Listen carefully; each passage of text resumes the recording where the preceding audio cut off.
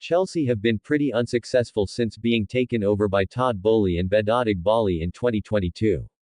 The Blues have not won any trophies under Todd Boehly and Bedadig Bali and have failed to qualify for the Champions League in the last 2 seasons. The blame has been placed on the 2 Chelsea co-owners, as well as former managers Mauricio Pochettino and Graham Potter. However, outside the Chelsea fanbase, not too much has been said about sporting directors Laurence Stewart and Paul Winstanley. But the reality is, the pair should be the ones fighting to save their jobs if Chelsea miss out on the top 4 once again, not the manager this time. Laurence Stewart admits Chelsea have to be in the Champions League. It was only back in October when Stewart made it clear that Chelsea need to be in the Champions League. And at that moment in time, qualification looked nailed on.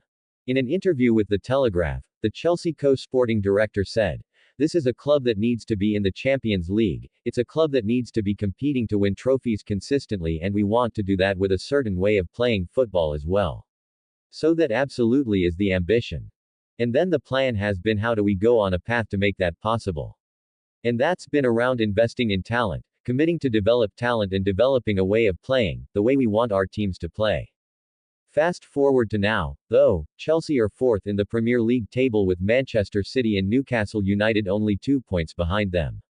Ultimately, Enzo Maresca's side could easily end up missing out on Champions League football. And if that happens, Stewart and Winstanley need to take responsibility. The message that they have put out is that the club need to qualify for Europe's elite competition.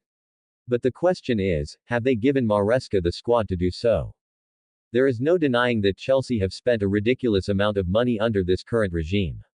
But the problem is a lot of these players have arrived at Stamford Bridge as young footballers lacking experience. Many of the Blues' additions are also either out on loan or not even at the club anymore. All in all, Chelsea have a very imbalanced squad. There is not a mixture of youthfulness and experience, while certain areas are lacking. For example, there is not really any real natural cover for Nicholas Jackson, while Marc Cucurella is now the only recognized left-back in the ranks following Renato Vega's loan move to Juventus and Ben Chilwell's temporary switch to Crystal Palace.